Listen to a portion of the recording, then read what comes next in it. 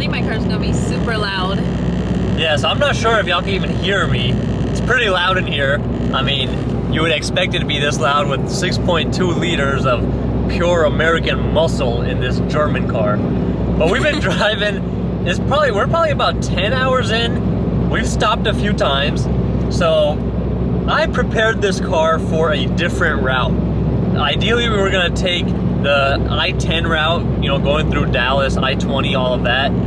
But then there was a lot of traffic when we left, so we were pushed up into the mountain area on I-40. And I spent way too long fixing up the AC and making sure the AC was good. And I didn't fix the heater at all. Not even fix, I just didn't hook it up. So we have no heat, and it is freaking cold. I mean, now it's like almost noon, so it's actually warming up a little bit. But my feet are frozen, so I had to buy these socks. Yeah, look at those socks. Cowboys, which I hate, but... I'm a fan. Yeah, she's born over there, so... Born over there? Yeah. But yeah, so, I mean, the car's doing well. Quite a few rattles and stuff like that, which is normal for road trips, especially on I-40. If you've ever driven, you know, the distance on I-40, you know how these roads are. And besides that, the exhaust is hitting like the control arm area a little bit, which we knew that from these crappy CX Racing headers, which we modified a little bit to try to help, but obviously still doing the same thing. But yeah, we'll give you guys more of an update when, you know, there's actually more of an update to give. All the scenery so far is boring, at least to us, because we were raised over here. We're pretty much used to it. Since we were raised over here, it's mostly trees. Even though it's like fall time, it's still pretty green trees for the time. But once we start seeing the scenery change a little bit, we'll get some more updated shots for you guys. What you guys don't see is me holding this so it doesn't rattle. But we know what it is. It's the GPS or the Wi-Fi antenna for the Ionon radio. I think it's just loose up there and it's rattling. Yeah. A couple things that we forgot to add, which, not forgot, we just ran out of time, was the dash cam setup. So we had actually Van True, which is a company on Amazon. They sent us a dash cam for the front and the rear. So hopefully we'll put that on sometime next couple hours whenever we get tired of driving. We'll put that on, and that will maybe even give us some good footage for that too. But yeah, we're just driving. We got 24 hours to go, and then we'll be in Vegas.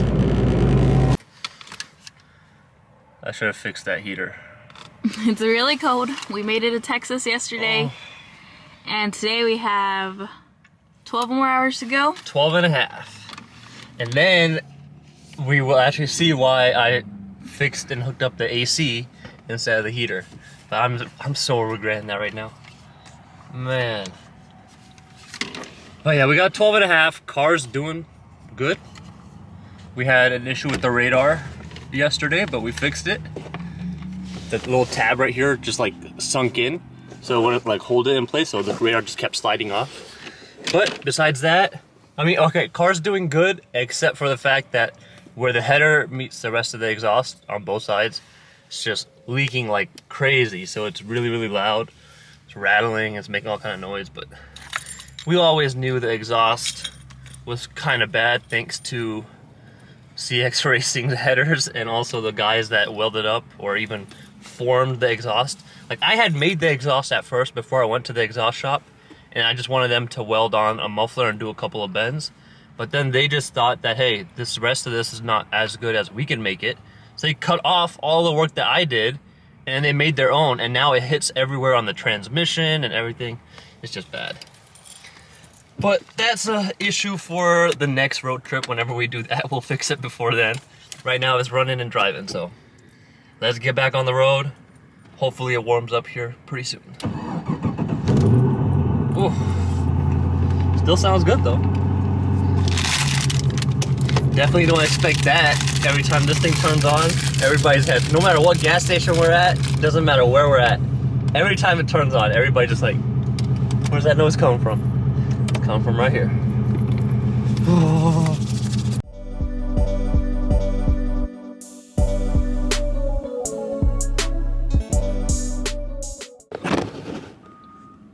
Okay, so the car just started making a weird noise every time he puts it in gear. can't see anything. But every time I put it in gear, like, I mean, everything is covered, so I don't know what it is. I had to jack it up to see. So, we just stopped in traffic, and then once we stopped and we started going again, every time I put it in gear, it's like a very bad, like, grinding noise right around the center support bearing area. I don't know what it is. You said you don't? No.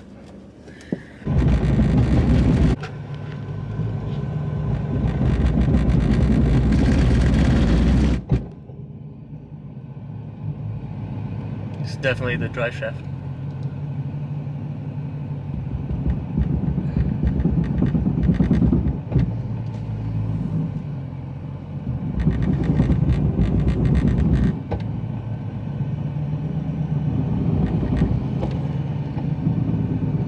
I don't think it's gonna make it all the way over there.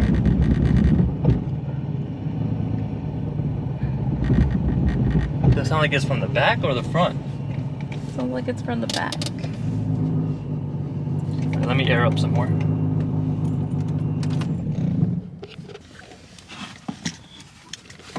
Alright, so he just looked really quick under the car and he pulled out a bolt and he said that it's the diff bolt.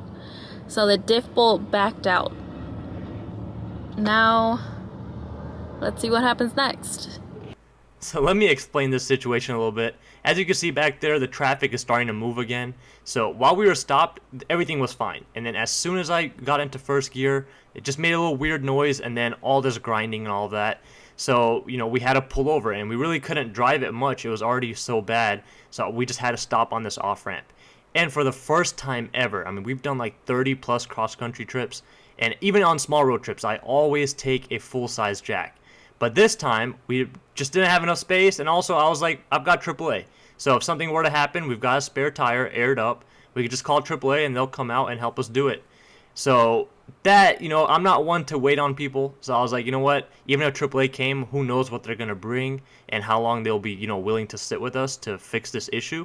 So I was like, let me just get the emergency jack, and I've got a spare wheel. I put some safety stuff underneath just in case this jack breaks. But yeah, I highly recommend always having a full-size jack, even if it's like a little small trolley jack or whatever. That way you don't have to use this flimsy emergency jack. You can see right here how much it's flexing and just moving around. It's just not safe at all. So this is the situation.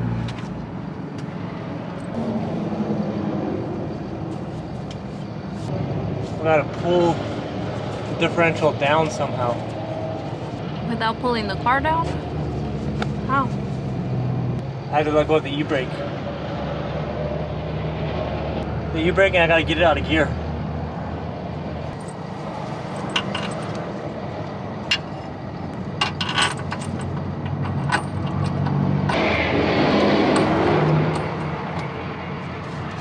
What? Hot. Now I need to lift it up. We don't have a pry bar, do we?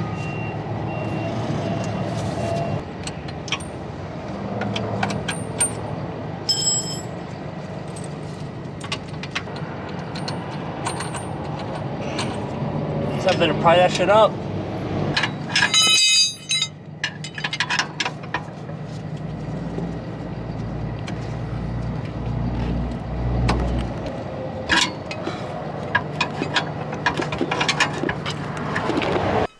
It was very tricky to figure out, you know, how to line up this diff exactly where I can get that bolt all the way through.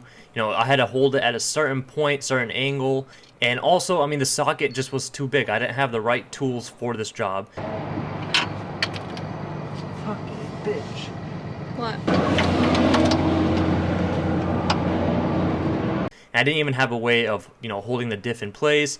It was just a lot of factors. You know, it's a polyurethane bushing that's in there, and that bushing also has like a different metal sleeve. So you have to have all the washers lined up. Everything has to be pretty much perfectly in sync in order for that bolt to go in properly. And on top of that, you have to have a good enough socket, a small enough one where it will fit in that hole and I can actually tighten it properly without going at it in a weird angle. So this was the first time on this trip that this diff bolt backed out, and once I got it back in, it actually backed out again after this video was done. You know, we were already in Vegas for SEMA. It backed out again in Vegas, and at that point I was still trying to figure out why it kept backing out. You know, I Loctited it in Vegas and did all of that, but it still ended up backing out. And the reason for it was actually the polyurethane bushing was pushing itself out. And there was not really much ways for me to see that because most of the stuff is covered and there's just not enough visibility with the small jack that I have. So I did not figure that out until we actually made it to LA and I got it up on a lift. And then, you know, I actually fixed it permanently by pushing that bushing all the way in, using Loctite. I also added a lock washer on top of the normal washers that are there. And now we have no issues with this whatsoever. Why didn't I bring a pry bar?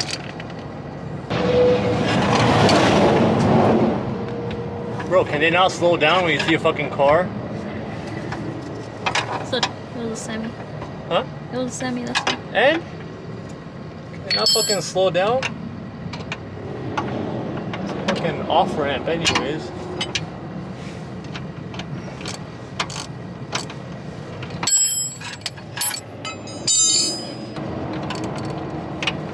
Doesn't fit.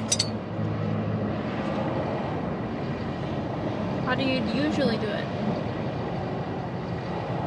On a lift with a smaller socket. All I need is a smaller socket or something to fit. And I know those guys have some tools or a floor jack or whatever. Why would they have a floor jack? Because it's they do all kinds of equipment stuff, and all those trucks, it's like 15 work trucks there. You're telling me not a single one of them has a fucking jack? I just can't get the socket in there right. So you jack it up higher? No. No. But with the floor jack, I mean, yeah, it'll help a little bit with more visibility. But right now, what I really need is a different socket.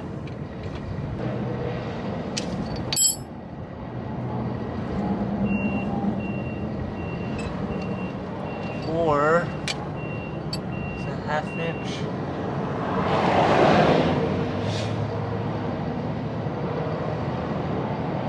If I had a 1/2 inch bolt and a thread, I could get it on there. Maybe. I don't know if I'm cross-threading it either. I can't. Unless I take it back out again. This is just in such a weird spot. And this brace is in the way.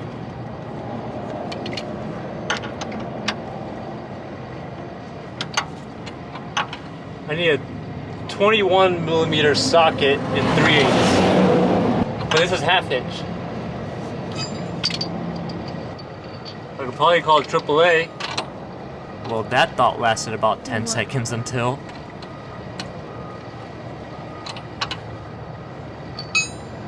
But you know what? Give me the 22.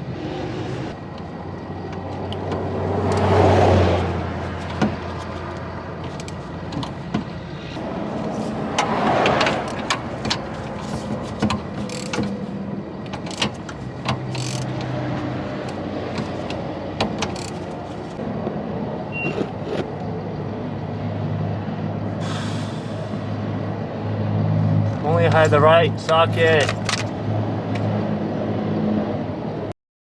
After all that trying, I decided to go back to the workers and just to see if they had any other tools that I could use. So I was able to get a couple of wrenches that they had, you know, in the proper sizing that I needed, but even that did not work. It just wouldn't fit and it just was not going to happen. So I had to think of another solution.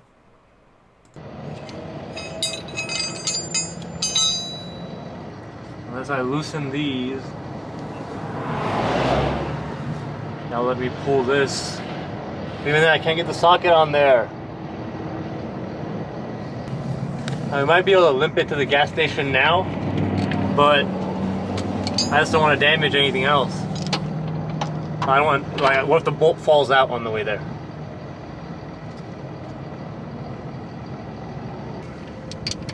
Because, like, I can see it going in the wrong way.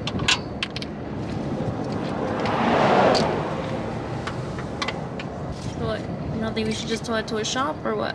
Nope, I'm gonna get it out. Huh? I'm gonna try something else. So after about an hour and a half of fighting with this bolt, I had to take it back out because I just wasn't confident in its ability of, how I had it threaded and all of that. And I was thinking that I had a better solution in terms of, a better way for me to go about doing it. So I just decided to start back over. So in order for me to get it on properly and, be able to move the diff around a little more, I decided to loosen the rear two bolts that hold the diff in place. And I was able to do that with the wrenches that I got from the workers because I just didn't have, a long enough wrench to be able to get in there. So I used a trick where you use two wrenches together to get more leverage because those bolts are on there really, really tight. And I was able to get those loosened just enough to be able to move the diff around. And then the battery died before I was able to actually get it on there. But we did get it on there, and then I was able to return all the tools, and we were pretty much at this point. I think it's on there finally. All right, let's see. Moment of truth.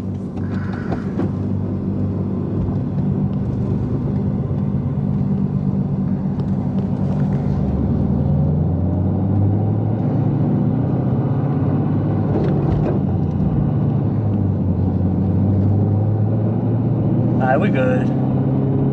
We can make it to LA.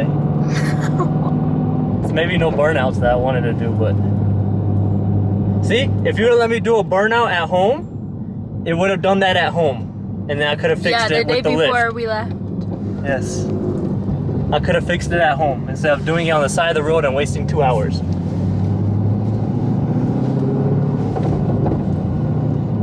Oh yeah, it actually feels a lot more solid now. We had a lot of warnings before. We did. And I just put it off to assume that because the diff is making noise. I know the diff is bad, and I just put off all of that. Like every time I would shift, it made a little clunk, which usually signifies either a bad diff or the diff bushing is bad. And for us, it ended up being that bolt was backing out slowly. Yep. So turns out, how I was kind of mad at the workers for not helping us. One of the workers, I went back over there to ask for a socket, and I guess that's the repair guy, because they were having a bad day too. Their machine broke. So that repair guy was there with his tools and his truck. And he did have everything not everything, but he did have two of the things that helped us get this back on the road. So he had a wrench that I was able to use, and then a big ass pry bar. So that pretty much helped us get to this point. You didn't finish your story? Yeah, so turns out they weren't that bad. I was having a bad day, they were having a bad day. The only bad apple was, I guess, the foreman of the job site that was just sitting in his truck the whole time, not doing anything. He was the one that had asked first. And he's the one that said, no, we don't have anything. So, obviously, they had everything. But yeah, let's go to the bathroom, wash up a little bit, and then I think we're going to stop at like a O'Reilly or AutoZone or something. I'm going to get a longer one of those bolts, and also the sockets that I need and stuff. That way, if we need to, we can replace it. But we're crazy. I think I'm just gonna leave it, honestly. If it starts making noise again, then I know it's backing out. And at that point, we'll figure it out. And once we get to LA, we've got shops that we can go to that will let me use their lift and fix whatever I need to. Yep. All right, let's go to the bathroom.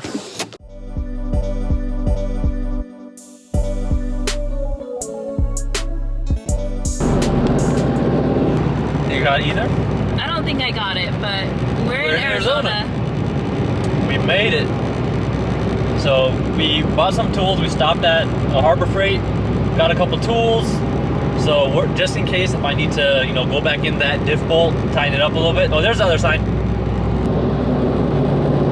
But yeah, so I got some tools. That way we can tighten it up, go over it one more time. But yeah, right now everything feels good. Even like, going through the gears, there's no more clunks. So fingers crossed, I think we should be all right. But I'm not gonna jinx it. After all those obstacles, we still got to SEMA right before schedule, actually. We were planning on being there the next day, but we still made it there. We hustled and got there because we didn't want to stop anywhere else in fear of that diff bolt backing out again. But you know, this year's SEMA was very different, and it was actually different in a good way. It was more about the people rather than as much about, you know, all the focus on the cars, because I guess a lot of the automotive community hasn't met each other. Usually SEMA is like the place where everybody gathers once a year and gets to catch up, and it didn't happen last year. So this year it was more about, you know, meeting all of your friends and stuff.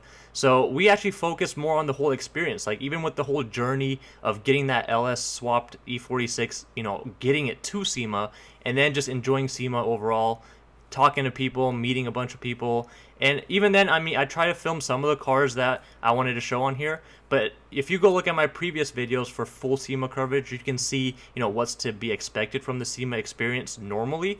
And if you really want to see all of this year's builds and stuff like that, make sure you go check out some of the actual media press coverage channels that actually went into, you know, professional and in-depth videos on all of the builds. But here are some of the builds that I show right here are some of the ones that I like to look at, and most of them are in the main haul. But yeah, besides that, I mean, we didn't really film our trip back to the Carolinas, but after SEMA we went to Los Angeles. We visited all of our old friends there. We even went back to our old shop, and that's where I ended up fixing the actual diff issue permanently. And we actually just got back to the Carolinas yesterday with no other issues with the car. The car did great, and we have quite a bit of videos coming out on the LS swap in general, with Holley performance stuff as well. If you're following us on Instagram, you probably have, you know, a lot more current updates on the car and just our lives in general. So make sure you go do that to stay up to date with whatever's going on in our lives. And we'll be back on here posting more about the LS swap. We've got some E46 M3 videos coming up soon, as well as a bunch of other projects that are all in the works, but we're just trying to get, you know, content filmed as we're doing it. So I hope you guys enjoyed this trip for us. It was a great experience. It was great to go back to SEMA again and meet everybody. And it was a small work vacation where we got to enjoy the LS Swap sedan for a little bit as well. So I will see you guys in our next video. Thank you guys so much for watching. And as always, like the video if you like it, and subscribe if you want to see more of our journey and more of our experience and more cool cars.